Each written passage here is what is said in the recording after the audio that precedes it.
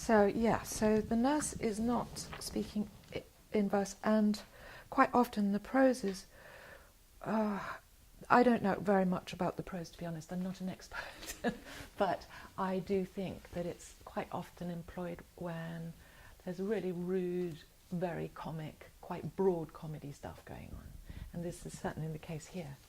And the nurse, well, she's funny. So, if you want to go for it. Nurse, commend me to thy lady and mistress, I protest unto thee. Good heart, and i' faith I will tell her as much. Lord, Lord, she will be a joyful woman. What wilt thou tell her, nurse? Thou dost not mark me. I will tell her, sir, that you do protest, which, as I take it, is a gentlemanlike offer.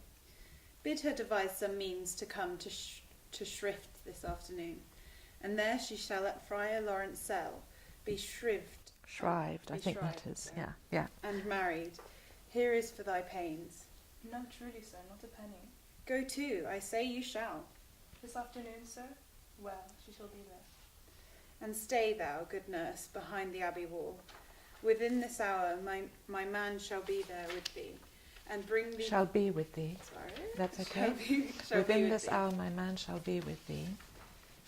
Within this hour my man shall be with thee, and bring thee cords, make like a tackled stair, which to the high-top gallant of my joy must be my convoy in the secret night. Farewell, be trust, and I'll quite thy pains. Farewell, commend me to thy mistress. Now God in heaven bless thee.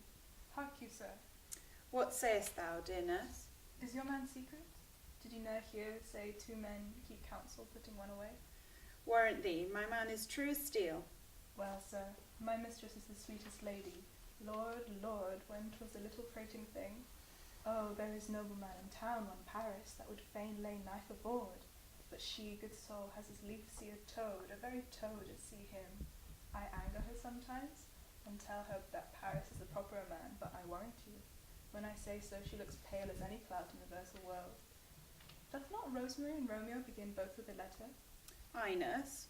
What of that? Both with an R. A mocker. Oh, wait a minute, that's interesting just there. So it's nice to hear it coming out like that. Thank you. Because the nurse, that whole passage, she'd at least see a toad, a very toad, and then you reply in verse. I nurse, what of that? Both with an R. That's a blank verse line. Mm. And then you answer him in prose again. So it's like, I'm not going to be a highfalutin person.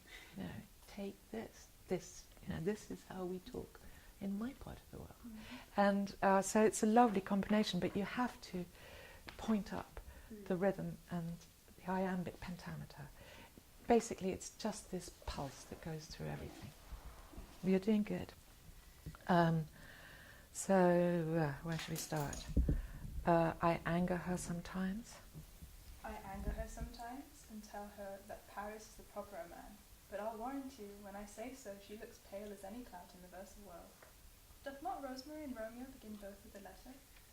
Ay, nurse, what of that? Both with an R. A mocker, that's the dog's name. R is for the...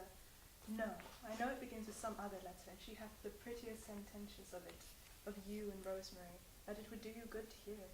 Commend me to thy lady. Aye, 1,000 times. Peter? Anon.